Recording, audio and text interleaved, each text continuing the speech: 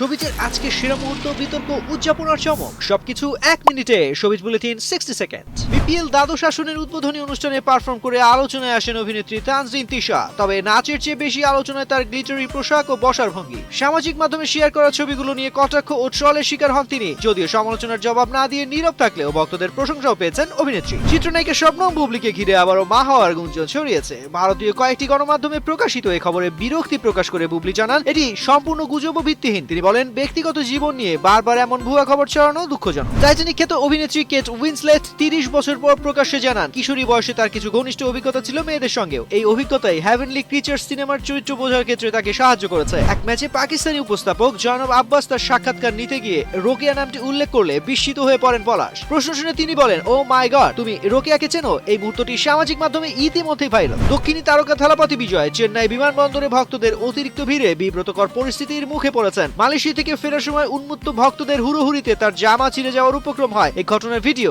সামাজিক মাধ্যমে ছড়িয়ে পড়েছে।